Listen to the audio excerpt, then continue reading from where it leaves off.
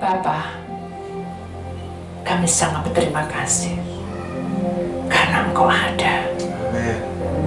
Kalau kita memandang manusia, tidak akan sempurna.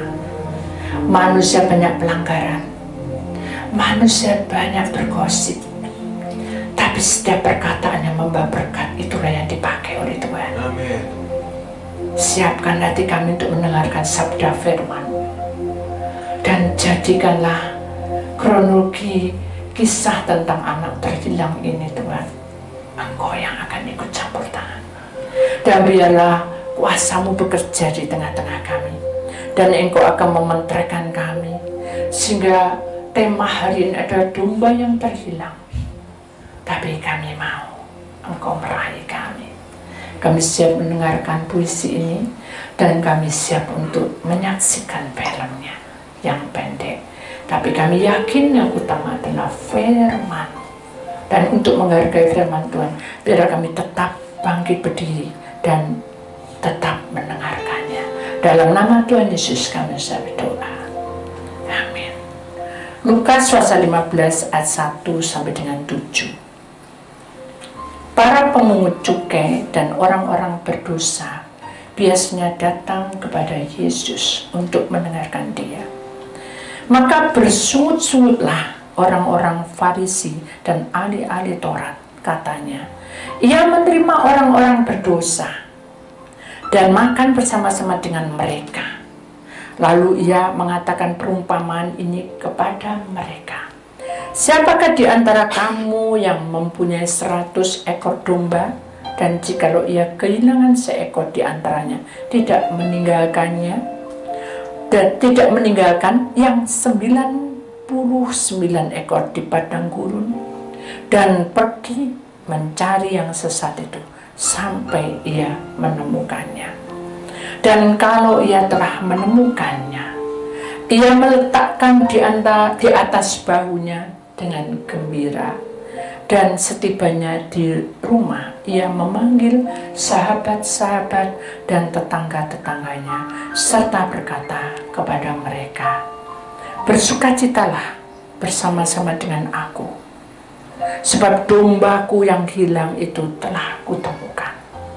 Aku berkata kepadamu, demikian juga akan ada sukacita di surga karena satu orang berdosa yang bertobat, lebih daripada sukacita karena 99 orang benar yang tidak memerlukan pertobatan.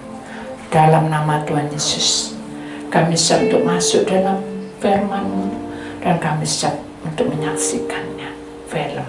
Dalam nama Tuhan yang percaya, kita sama-sama berkata, amin. Kita akan saksikan filmnya.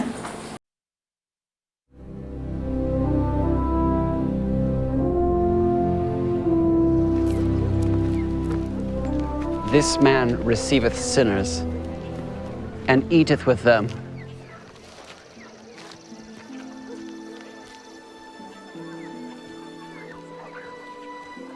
What man of you, having 100 sheep, if he lose one of them, doth not leave the 99 in the wilderness, and go after that which is lost until he find it?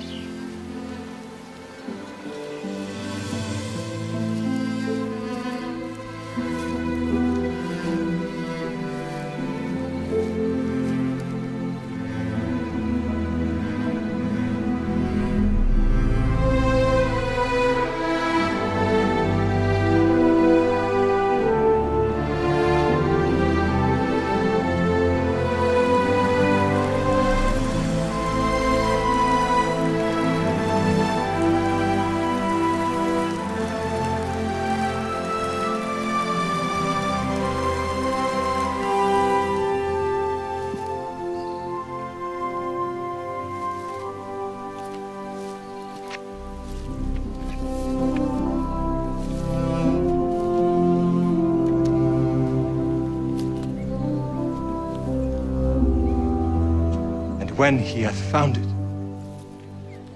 he layeth it on his shoulders, rejoicing. When he cometh home, he calleth together his friends and neighbors, saying unto them, Rejoice with me, for I have found my sheep which I had lost. I I say unto you,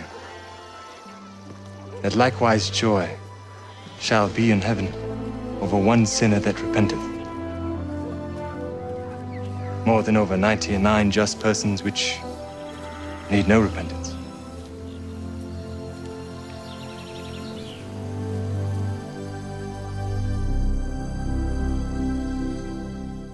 Berikan pula Tuhan, saudara. Puji nama Tuhan, saudara. Tema hari ini adalah domba terhilang. Saudara yang terkasih dalam Tuhan, domba yang terhilang kali ini bukan domba yang di luar, ya, tapi domba yang dipilih oleh Allah, yang sudah ikut pelayanan dan sudah mendengarkan kesaksian firman Tuhan, dan juga mengenai tentang pertolongan Tuhan itu sudah mengenai hidupnya. Jadi dalam perjalanan pertengahan, apa sudah? Dalam perjalanan pertengahan berarti orang ini sudah kenal Tuhan Yesus. Tinggal satu langkah. Domba yang hilang ini, saudara, diumpamakan tentang anak-anak Tuhan yang dicintai Tuhan, dan dia punya bobot bibit yang luar biasa, sehingga jalannya Tuhan itu tidak berputar, tapi kitalah yang berputar. Jadi hati-hati, karena domba yang hilang ini Tuhan sangat mencintainya. Saya tinggal pilihan saudara mau kemana. Kalau saudara memandang manusia terus, saudara pasti akan merasa cemoohan itu ada di pihak kita, kalau kita merasa benar. Tapi kalau kita merasa bahwa hal ini tidak menyenangkan, itu juga bukan cemoohan, sesuatu yang menyakitkan dalam hidup kita. Kenapa? Karena dalam perjalanan kita ini masalah itu akan bertubi-tubi datang menghantam kita, dan persoalan itu makin parah. Kenapa? Karena kita ini diselimuti dengan keakuan kita, ya sudah, dengan keakuan kita, dengan proses kita, dengan masalah kita, itu akan bukan menyatu, akan ada di hadapan kita dengan nyata bahwa hal ini akan terjadi karena ini akhir zaman. Jadi Tuhan berkata dalam kitab Wahyu, yang terutama dia akan terbelakang. Tapi yang terbelakang dia akan pertama. Kenapa? Karena cintanya sungguh-sungguh pada Tuhan. Boleh gitu aku carry aja, Bu? Tidak bisa. Itu hitung-hitungan. Dalam arti tingkat peringkat kehidupan kita ini, iman kita ini ketika kita kenal Tuhan itu naik, grafiknya. Harusnya naik. Walaupun kita jatuh dalam dosa, tapi tetap startnya diam. Tapi kalau kita jauh dari Tuhan, apalagi kita menghina Roh Kudus, maka dia akan turun langsung ke bawah. Dan kalau sudah paling bawah dewa itu, paling bawah sendiri, itu berarti iblis sudah menangkap kita. Itu intinya sudah. Jadi domba yang terhilang ini adalah untuk anak-anak Tuhan yang sekarang ini lagi ngetrend saya. Jadi orang-orang yang menjadi pilihan Tuhan ini lagi digembleng oleh Tuhan dengan kenyataannya tidak sama dan tidak memuaskan. Ya, jujur, saya sebagai hamba Tuhan, saudara, saya juga mengakui bahwa saya juga lemah. Tapi bukan berarti kalau saya lemah, saya marah sama Tuhan. Saya tidak mau ulang lagi itu. Karena kalau saya marah dan saya tidak mau melayani Tuhan, iblis hantam saya sampai koma itu. Jujur, saya tidak mau ke sana lagi. Terlalu sakit buat saya. Karena saya dari bawah lagi. Iman sudah. Saya sudah sayang gitu, sudah naik peringkatnya, tinggal tangga-tangga naik. Begitu saya sudah tidak mau melayani, saya sudah tidak mau. Saya cinta Tuhan, saya tetap menghargai, saya tetap bekerja. Tapi saya sudah menjauhkan dari pelayanan, menjauhkan dari apa yang dikatakan bahwa saya adalah guru sekolah minggu waktu itu. Saya punya mandat di sana adalah guru sekolah minggu, saya lepaskan itu semua. Sampai akhirnya Tuhan tegur saya sampai berapa kali, akhirnya dilepas. Kenapa? Karena itu sudah waktunya. Nggak ada Tuhan, sudah waktunya ini metesok nih, tak ambil alih. Karena tidak kronologi harus koma, ya terjadi itu. Nah sekarang kalau ya ada koma, balik bablas saudara. Betul enggak? Sia-sialah kita iring Tuhan. Jangan sampai seperti saya. Amin? Nah, bukan ada amin ya saudara. Saudara harus tahu bahwa perjalanan hidup ini banyak masalah saudara. Tapi masalahmu itu, kalau dibanding dengan sengsaranya Yesus, itu jauh sekali. Jangan jauh-jauh. Semua seumur hidupmu sekarang ini, saudara. Saya ingat berapa kali Tuhan menolong saudara. Berapa kali, berulang-ulang kan. Tapi kita tidak boleh menjadi domba yang terhilang. Itu sangat disayang. Kenapa? Karena Tuhan tidak ingin kita hilang dari hadapannya. Kalau sampai ditolong masih belum bisa, bukan Tuhan yang lepas. Iblis ambil alih, saudara. Iblis ambil alih. Makanya di dalam kitab yang kita baca dari Lukas 15 ayat 1-7, Iblis memakai pemungut cukai. Iblis memakai pemungut cukai untuk mempengaruhi murid-murid Tuhan Yesus. Bahkan dia berkata di sini, dengan ahli-ahli Taurat yang tahu kebenaran, setiap hari hafal dari perjanjian lama sampai perjanjian baru. Bahkan pencetak napa semua hafal. Tapi apa yang dikatakan oleh ahli-ahli Taurat? Apa yang dikatakan di sini? Yesus itu loh, kelihatan. Itu gurumu, ini kasaran setiap hari ya. Loh kok menerima orang-orang berdosa tuh? Kok dia makan bersama dengan orang-orang yang suka berzina? Orang-orang yang nakal. Dan itu perampok-perampok. Kasarannya gitu, saudara. Oh, loh, kenapa dia kok makan bersama? Loh, itu gak salah tak Yesus itu? Loh, ingat, saudara.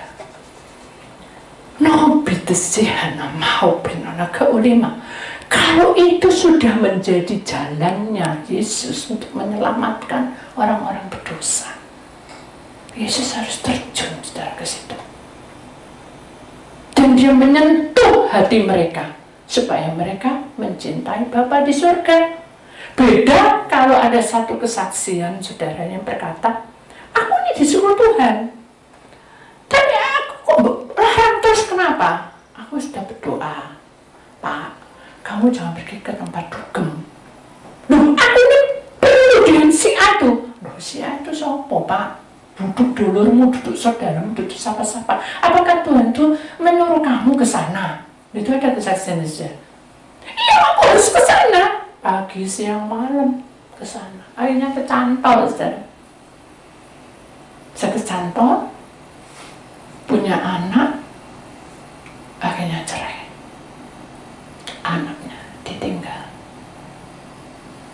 Si perempuan ini kembali kepada lubangnya, ke tempat perzinahan. Sing salah siapa, saudara? Akhirnya dia berkata, ya memang sudah nasibnya. Loh, enak orang bilang gitu, saudara. Jadi kalau sudah punya salah, sudah punya lubang, ya sudah nasib, tidak ada. Tidak ada namanya itu nasib atau takdir. Di hadapan Tuhan itu semuanya berkat. Amin. Kalau Tuhan sudah menentukan hidup kita, saudara, lalu kita masuk di dalam kumbang dosa atau tempat lubang yang dosa, lumpur dosa, itu hati-hati. Saya sendiri sama Abis, saudara, kalau kita itu pergi ke satu tempat dan itu penuh dengan banyak rancu, kegelapan, saya takut. Saya tanya Tuhan berulang-ulang, boleh enggak? Boleh enggak? Ketika saya disuruh Tuhan untuk membasmi 12 naga, bukan saya yang membasmi, tapi Tuhan. Saya takut, saudara. Jujur, saya takut. Karena saya tidak tahu tempatnya. Saya tidak tahu lokasinya, saudara. Tapi karena Tuhan yang menjaga, bukan karena ini Tuhan yang suruh. Saya puasa dulu, saudara. Saya tanya, sampai berulang-ulang tanya. Tuhan tunjuk itu di sana dibuka. Saya belum ke sana, ada tunjukin. Kayak ketak. Nih, di sini nanti ada tempat ibadah di tengah laut. Memang ada, saudara, di situ. Jadi semuanya dibuka. Itu namanya jalan Tuhan. Bukan saya yang baik. Kalau kita diutus oleh Tuhan, doakan orang aja, saudara, di rumah sakit, atau doakan orang, kita jenguk orang. Hati-hati. kita tidak tahu. Seperti waktu kita doa dengan teman saya yang lama, tidak ketemu. Dia mau pasang susu tuh. Ayo ngalir, masuk ke warung, masuk di tempat nih, masuk. Jadi kita harus tahu bahwa pemungut cukai dan orang Farisi ini ingin menjatuhkan anak-anak Tuhan. Ini gurunya yang dijatuhkan. Tapi Tuhan memberikan perumpamaan. Ada apa tadi? 100 apa? 100 domba, ya, 100 ekor domba, 99 sudah masuk kandang. Tapi yang satu tidak ditemukan, tidak tahu di mana. Menurut kamu apa yang kamu lakukan? Nah, orang Farisi nyaut, bilang, yuk dicari sampai ketemu. Karena itu domba, lah rugi lah hilang. Ya, karena itu hitungan logika. Tapi kalau Tuhan, dia tidak menghitung logikanya, tapi dia menyayangkan bahwa dia sudah tahu kebenaran. Dia raih. Ternyata domba itu ada di jurang yang paling dalam. Apakah Tuhan tidak menolong? Pasti ditolong. Dia bilang sama orang-orang ahli Taurat, kalau itu domba itu yang satu jatuh di jurang, apa yang kamu lakukan? Ada Taurat langsung nyaut, langsung bicara. Loh ya diambil, diusahakan supaya dombanya itu selamat. Ya udah, sama. Sekarang ini aku bertemu dengan orang-orang ini jatuh di dalam dosa, jurang-jurang yang arahnya ke maut, kematian semua. Ya toh? Kalau dia terus melakukan dia kematian dosa. Tapi karena Bapakku di surga menyayanginya, sehingga aku ada waktu berjumpa dengan mereka. Ada waktu, dengarkan, ada waktu. Jadi Tuhan itu memberikan perumpamaan ini sebetulnya hidup waktu itu menandakan umur, saudara. Umur, keadaan, dan sesuatu yang terjadi bisa tidak terduga. Jadi dia bilang, karena ada waktu, Tuhan izinkan bertemu. Aku izin, Bapak mengizinkan, aku lakukan itu.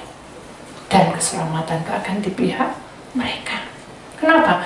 Karena firman Tuhan berkata, setiap orang yang percaya kepada aku, dia akan mendapat kuasa. Asal dia percaya. Asal dia percaya. Tidak ada tuntutan apa-apa. Mereka hanya percaya ada pemulihan di dalam pertemuan itu. Walaupun ada beberapa yang lepas kendali, tapi Tuhan tetap berusaha. Intinya seperti itu. Jadi domba yang hilang ini menandakan tentang anak-anak Tuhan yang mengalami goncangan-goncangan. Dan Tuhan hari ini aku katakan bukan terakhir, tapi aku sudah berulang-ulang bicara kepadamu. Jangan terbawa arus dunia. Itu berbahaya. Ada seorang pemudi, saudara. Suatu hari dia menangis karena mukanya penuh dengan, maaf saudara, kukul. Tahu kukul itu yang bernanah, berdarah dan besar hitam-hitam mukanya. Lalu dia bilang bahwa bagaimana cara membersihkan muka saya ini, karena saya sudah pergi ke Singapura, ke luar negeri, bahwa obatnya tidak ada karena ini kena penyakit yang menular. Padahal saya tidak pernah pergi ke hal-hal yang seperti yang nggak benar itu, karena saya belajar dan saya pulang pergi langsung, tidak kemana-mana, tidak pernah pergi ke tempat dunia malam. Nggak apa-apa, kita doa aja. Begitu doa, udah buka kronologinya. Ternyata orang ini marah dengan Tuhan. Dia berkata, menyumpahi diri dia bahwa dia tidak mau menikah. Satu. Kedua, dia menyumpahi pacarnya cepat mati.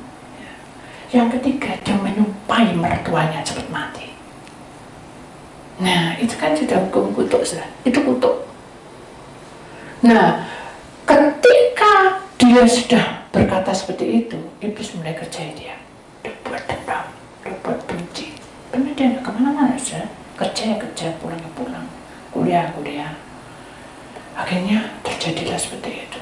Jadi kalau meletus, duaranya itu udah habis-habis, mukanya dia itu hitam, kasarnya gitu, udah kalau kita berdoa tunjukin gitu, dia bilang mengaku, ya memang itu saya lakukan, tapi kan saya tidak sampai bilang sama pacarku, aku hanya bicara aja. Duh, kamu bicara itu harus ditangkap sama iblis. Apakah Tuhan tidak menegur kamu? Sudah, aku ditegur itu banyak lewat media TV. Waktu itu aku buka channelnya, channel tentang khotbah mengenai tentang pengampunan. Dia cerita sudah. Kemudian pada waktu kita ketemu tuh di permandian, tiba-tiba ada temanku tuh nyamperi aku. Kamu belum apa-apa, belum terjadi itu letusan gunung yang jadi masalah. Dia bilang gunung Marabaya katanya. Dia bilang, kamu tuh dekat sama Tuhan loh. Aku melihat kamu tuh gak susah. Itu teguran yang kedua. Kemudian waktu dia diem-diem itu di jalan, Tuhan juga tegur. Ada seorang pengemis yang berkata, aku minta uangnya sedekah, aku doakan supaya pengampunan diberikan kepada kamu. Tiba-tiba gitu saja. Dia kasih uang, apa pengampunan? Dia bilang gitu. Jadi berulang-ulang sampai aku ini bosen. Ada pengampunan, kayak menghina. Itu sudah menghina Roh Kudus. Darah baik-baik itu sudah menghina Roh Kudus karena tidak mau percaya hari itu, lebih percaya orang lain.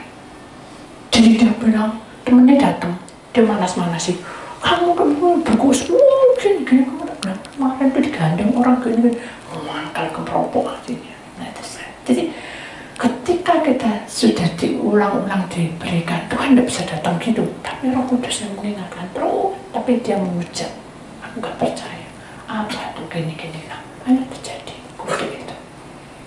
Pertama-tama gatal loh sini, kemudian di sini dia ketatap aja loh, terus dia mendol, tiba-tiba sama dengan jin, hanya dia nangis, Tuhan, ampuni aku, mungkin aku sudah telat berdosa.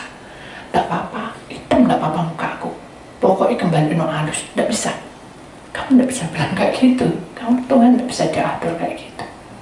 Lepas, kamu ini domba yang terhilang. Sudah ikut Tuhan, lukamu biar dibalut oleh Tuhan. Gimana caranya?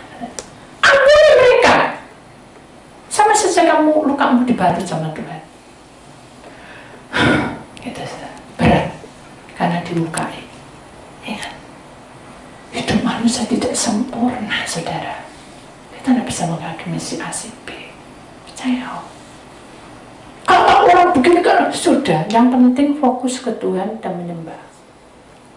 Tuhan memberikan peringatan sudah berulang-ulang. Kalau saudara tidak lakukan itu dan takut akan Tuhan, hancur saudara. Ini kehidupan. Ini tidak main-main, ini hidup, nafas, tentang nafas. Ya. Kalau rumah jelek, dicek bisa. Dibentuk, oh ini tak gini, no, ini tak bentuk, bisa, karena dia benda mati, tapi kita hidup, kita bisa bicara, kita bisa punya pikiran, bisa punya perasaan, semuanya ini kalau berontak sama Tuhan semua, itu sudah tidak bisa kita lakukan apapun. Enggak, akhirnya dia bilang, sudah aku pasrah Tuhan, aku pasrah. Sebelum kita lanjutkan kesaksian, kita akan buka di dalam Lukas pasal 15 ayat 7. Aku berkata kepadamu, demikian juga akan ada sukacita di surga karena satu orang berdosa yang bertobat, lebih daripada sukacita karena 99 orang benar yang tidak memerlukan pertobatan. Tahu saudara, jadi kita yang luka ini, Tuhan perhatikan, Tuhan balut luka kita. Dia dandani kita supaya kembali kepada domba yang lainnya, jadi jumlahnya 100. Satu jiwa, Tuhan perhatikan. Demikian juga kehidupan kita. Kita itu tidak bisa menilai nasib kita. Kalau orang bilang temanku jadi kaya raya, itu urusan Tuhan dengan temannya. Betul enggak? Oh, sekarang aku punya teman hamba Tuhan melambung tinggi. Wah, siapa yang tidak kenal si A?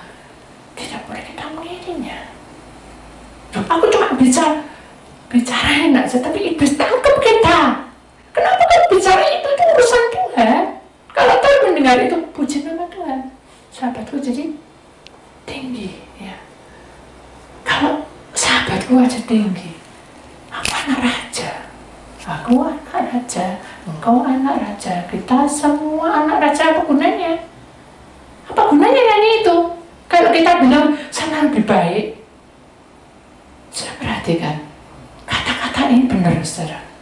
Setiap kali kita dukai, kita sadar bahwa kita ini yang terhilang. Setiap kali kita merasa ada sesuatu yang menghambat kita, jujur, saya tidak bisa bicara dengan siapa-siapa, saudara. Saya bisa bicara dengan saya. Bisa ada solusinya. Saya bicara dengan siapa? Paham, saudara? Saya sendiri. Apa-apa sendiri. Saya berserah pada Tuhan. Saya tahu bahwa hidup saya adalah milik Tuhan. Kalau saya mau, Tuhan yang pimpin hidup saya. Saya tidak sok suci, saudara. Karena saya pernah melukai saudara mungkin. Mungkin saya tidak menghargai waktu saudara. Saya mungkin suka membuat saudara kecewa. Sudah, gitu aja. Saya berkata, maaf saya, karena saya manusia. Saya berusaha. Tapi Tuhan lebih mengenal kita, saudara. Dia tahu betul kerinduan kita apa. Dia itu memperhatikan kita, saudara. Waktu itu dihitung sama Tuhan. Jadi tidak perlu kita pembelaan diri. Amin. Kita sadar bahwa hidup yang sesungguhnya itu adalah milik Tuhan. Jadi kita tidak bisa mengadili si A si B. Biarkan mereka berkata apa. Yang terpenting dalam hidup kita ada Tuhan di dalam hati kita. Amin. Kita kembali ke dalam kisah ini tadi. Kita berdoa. Dia puasa, saudara, sampai 40 hari. Akhirnya saya bilang gini, cuma satu kata. Sudah kamu lakukan tugasmu. Tugas apa? Kan nggak nyuruh tugas apa katanya. Saya bilang, loh, Tuhan itu nyuruh apa dari awalnya? Aku lupa ya, dan kayak Leonan, aku lupa. Ingat, Tuhan itu memberikan kamu perintah, dan perintah itu adalah kasih, bukan perintah, pergi sana. Perintah yang Tuhan berikan itu kasih. Siaplah kamu mengasihi. Duh, apa ya, siapa ya? Yuk pelepasan, katanya, sambil nyincing bajunya. Saya bilang, tidak apa-apa, pelepasan 1000 kali, kamu tidak bisa punya kasih dari Tuhan. Moje, percuma. Kamu harus bisa mengampuni. Saya tak pikiri dulu. Nah ini saudara, karena saking dendamnya. Nah dari situlah saudara kita tahu bahwa hal-hal seperti ini tidak boleh ada di dalam hati kita. Mulai sekarang lepas dan buang. Kalau gitu aku diinjek-injek ya apa? Aku ini kan perempuan. Harga diriku mana? Ya aku diinjek-injek terus. Tuh, itu kan hukumnya dunia. Kalau hukum Tuhan tidak ada injek-injekan. Kalau dia punya kasih dari Tuhan, tidak akan bisa menginjek. Kalau dia punya hukum dari kasih dari Tuhan, dia tidak akan bergosip. Perkara ini adalah penting untuk saudara dan catat di dalam pikiran saudara. Perasaan itu harus ada bersama dengan Tuhan. Supaya saya tahu hukum Tuhan tidak bergosip. Hukum Tuhan tidak menghakimi.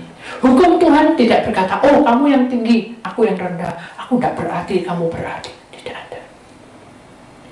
Di hadapan Tuhan itu sama. Tidak peduli usianya berapa.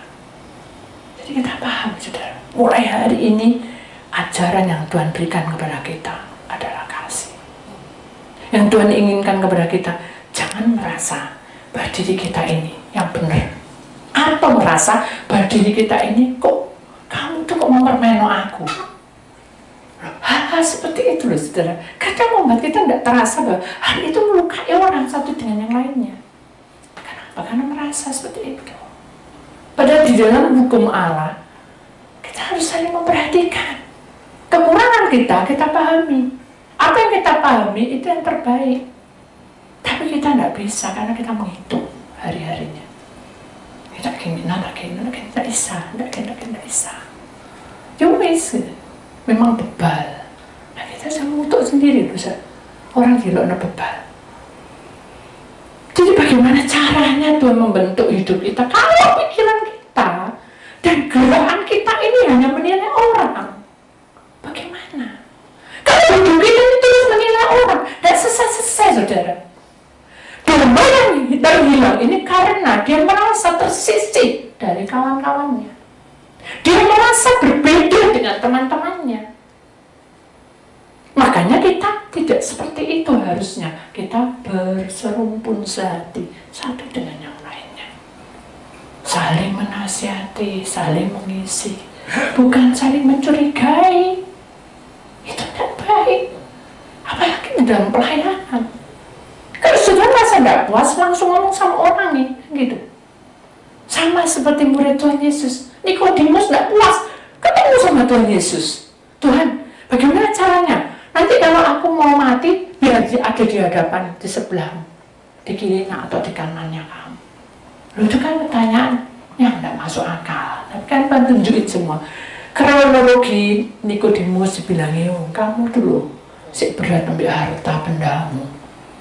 Kasarannya gitu, saudara. Si hitung-hitungan. Si orang bilang pinjam 100, balik 150. Gak bisa. Berikan semua hartamu pada orang. Loh, begitu no. Padahal sesungguhnya dikasih semuanya jadi miskin. Kan intinya itu perumpamaan juga. Kasih loh. Apa yang kamu punya, berikan sedapat kamu menolong. Kan gitu, intinya seperti itu. Tapi dia tidak lakukan. Dia hanya memikirkan bahwa secara logika adalah antek uangku, lah rugi aku. Nah ini sudah. Yang jadi permasalahan adalah dia memakai logikanya. Selama mengiring Tuhan itu apa sih didapat? Selama kita mengiring Tuhan tidak bisa, saudara. Kalau saya hitung-hitungan, saya enak ngelesi kue, saudara. Sekarang satu orang saya dengar uang pembayaran pertama itu 3 juta atau 5 juta. Itu yang terkenal. Kalau yang biasa 2,5, itu pembukaan pertama masuk. Satu orang tidak bisa 150, 200. Kalau peng 100 biro sudah, tidak semper-semper aja, 10 aja, udah 2 juta sudah. Hanya hitungan 1 jam. Kalau saya ngelesi berapa tempat, banyak sudah. Tidak bisa lakukan. Karena saya mau belajar mencintai Tuhan. Dan biasanya saya begini, saya harus meluruskan pelan-pelan. Sejauh dari teman-teman, tapi saya bahagia karena saya mau menjadi miliknya. Pasti saya juga meneteskan air mata karena banyak hal yang terjadi di dalam hidup saya tidak sesuai. Tapi karena saya tahu bahwa Tuhan sudah menyelamatkan nyawa saya ingin mempersembahkan. Saya mau belajar, saudara. Saya tidak sempurna. Saya masih banyak kekurangan. Dan saya sering katakan saya minta maaf karena banyak kekurangan. Sisa hidup ini setelah umur makin bertambah, kita sadar hidup kita ini tidak sempurna. Siapa yang bisa menolong kita kalau bukan tangan Tuhan turun dan ikut campur tangan? Apakah saudara kita hanya sementara? Teman kita hanya sesaat saja. Siapa saudara yang bisa menolong kita sampai tuntas masalah kita? Hanya Tuhan yang tahu segala-galanya tentang hidup ini. Semua teka-teki dan semuanya adalah fana, tak berguna, saudara. Jangan menandalkan manusia, karena kita tahu itu akan sakit. Kecurigaan itu pasti ada, kebencian karena tidak sesuai itu pasti ada. Tapi ingat, selama kamu tulus mencintai Tuhan, Tuhan tahu apa yang menjadi kerinduanmu. Dia akan genapi semua. Selama kamu mengiring Tuhan tanpa ada motivasi, Tuhan itu sayang pada kita. Jangan hitung-hitungan, saudara. Itu membuat hati Tuhan luka. Makanya Tuhan duduk termenung lama tempat bukit hanya berkata apa? Saya tahu. Itu kata-kata yang membuat saya menjadi sedih juga. Sampai menarik nafas dalam-dalam melihat langit yang luas. Dan berkata apa? Yerusalem. Yerusalem. Mengapa kau meninggalkan aku? Mengapa? Itu satu pertanyaan yang membuat kita bingung. Apa yang terjadi? Kok ini meninggalkan? Karena kita seperti domba yang terhilang. Kita minta menangi dewek, saudara. Saya suka-suka ada aku belum dijawab, belum selesai unek-unekku. Aku tidak puas. Tidak apa-apa, kejar itu unek-unekmu. Tapi jangan saling menyalahkan. Jangan saling menyakiti. Sakit sendiri nanti hatimu. Kenapa? Karena kita ini proses. Kita ini diproses. Tuhan itu penjunan, kita tanah liatnya. Dibentuk-bentuk kayak apa? Terserah sudah. Mau bentuk guci, siap Tuhan. Bentuk gelas lagi, siap Tuhan. Itu proses. Kalau sudah masalah sudah belum terselesai, itu proses, saudara. Dibentuk, diubah, ya Tuhan. Kamu tidak kuat, kamu tak buat panci besar, kok tidak kuat ya, kata Tuhan. Terus tak acurno kamu, dihancurno, hancur sudah. Dibentuk menjadi gelas yang panjang. Tuhan lega, dilihat kehidupanmu, kok bisa pecah-pecah, tidak kuat. Dihancurno lagi, diproses lagi, dibentuk lagi jadi mangkok yang kecil, kok tidak kuat. Tuhan itu Maha Pengasih. Kalau enggak, tak buntu, tak berubah-ubah kok sudah, tak buang apa saudara? Ya toh, aku penjunan, aku berkuasa itu loh, mama tak berubah, aku tidak mau, cik bentar, cik terbonceng, tidak cinta-cinta, tak buangnya sudah bisa saudara. Dia tidak lakukan itu. Dia malah menangisi kita. Ya Bapa, sekarang boleh lakukanlah cawan ini dari hadapanku. Tetapi hanya kehendak-Mu saja yang jadi dalam hidupku. Karena dia tidak kuat, saudara. Manusia ditolong, dia tidak tahu diri. Kita lah yang tidak tahu diri. Karena setiap pembentukan itu terasa tidak suka kita. Sampai di mana, saudara? Kesempurnaan itu ketika kita terima, saat kita betul-betul iman kita naik terus. Tapi saudara tidak kuat. Saya juga tidak kuat. Mari kita akui saja. Sampai saudara meletakkan. Saya sudah kuat. Kalau saya mau meninggalkan, saya ingat saya pernah koma. Saya tinggalkan semua itu. Dulu aku tak kerja sungguh-sungguh. Biar nulis. Karena ada penggantinya. Tak apa-apa. Tak tinggal sudah. Sampai pendeta datang dua-dua tuh. Suami istri datang tiap hari tetap saya tolak. Saya kerja. Om, tante, maaf. Saya tetap menghormati, saya tidak marah. Tapi iblis ada waktunya, saudara. Jangan enak-enakan. Sabar, sabar, sabar. Iblis ada waktunya, dilihat. Oh, tepat waktunya.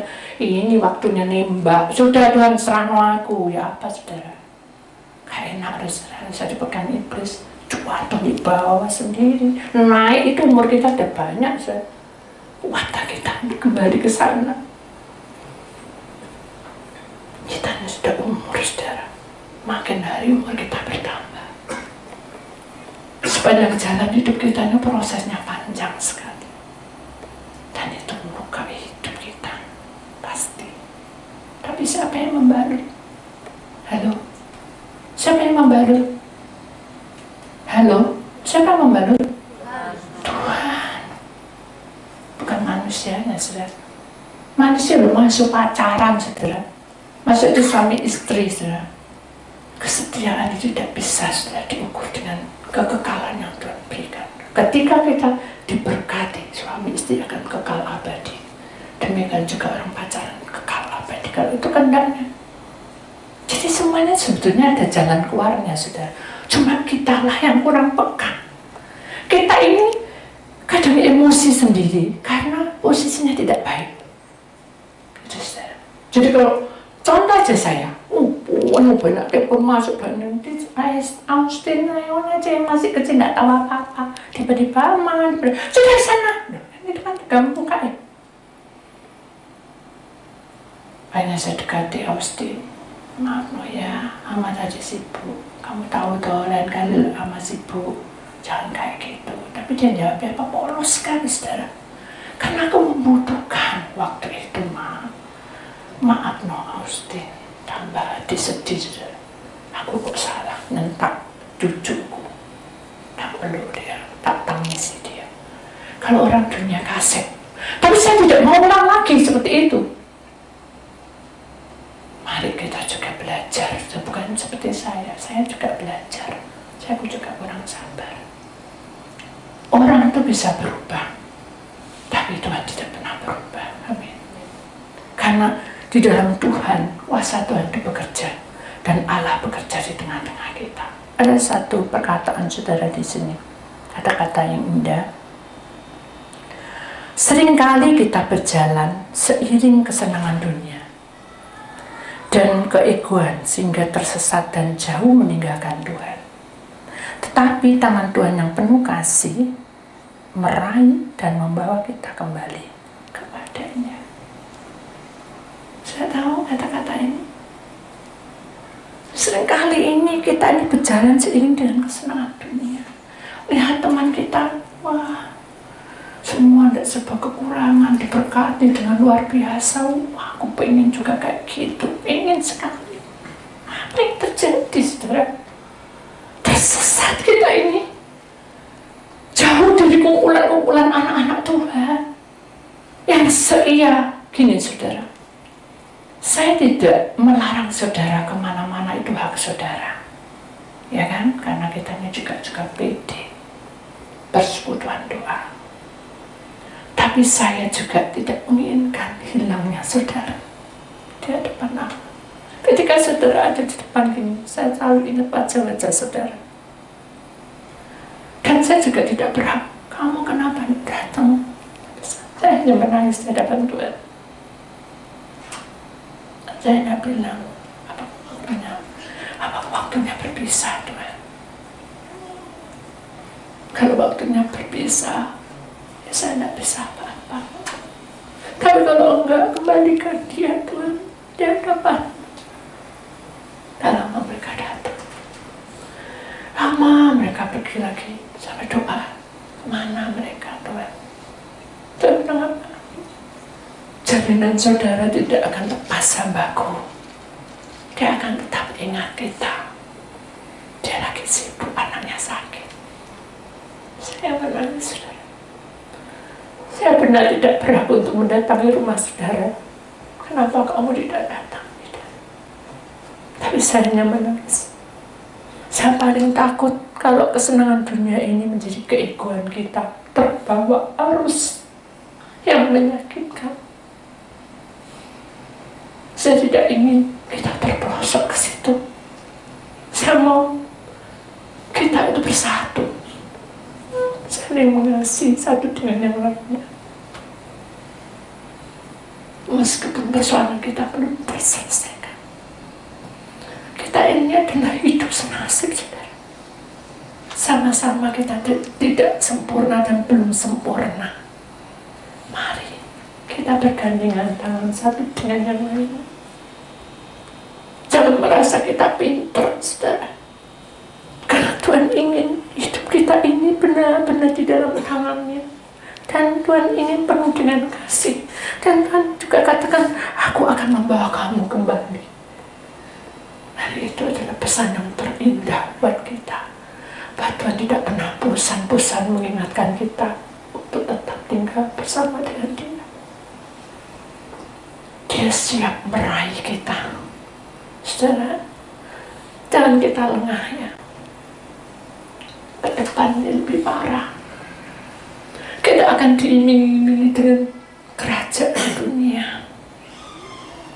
Dan kita harus melihat bahwa banyak teman-teman kita yang kita tidak tahu bagaimana keadaannya. Tapi saudara tidak boleh terbawa arus dunia. Saudara boleh berteman, tapi saudara tidak boleh terbawa oleh arus dunia dan kembali ke masa lalu. Karena memori itu sudah diputuskan dan hidup saudara makin meningkat. Kalau kita berpasan terus, saudara, kita juga akan menemukan bagaimana kuasa Tuhan memenuhi seluruh hidup kita. Kita hanya dapat seperempatnya rugi, saudara. Bukan kita ikut Tuhan untuk rugi, tapi dalam kitab Paulus, dalam kitab Korintus, kehidupan dia sudah menunjukkan bahwa hidup itu adalah kebahagiaan buat dia, mati pun adalah keuntungan buat dia. Mari kita juga mengimani juga, selama kita hidup ada kebahagiaan bersama Tuhan.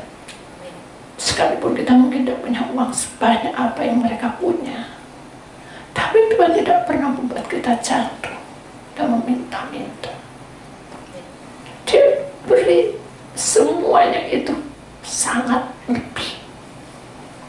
Dan kalau toh kita mengalami penyakit, Tuhan tidak biarkan kita tergeletak, saudara, tapi dia akan hancurkan penyakitnya.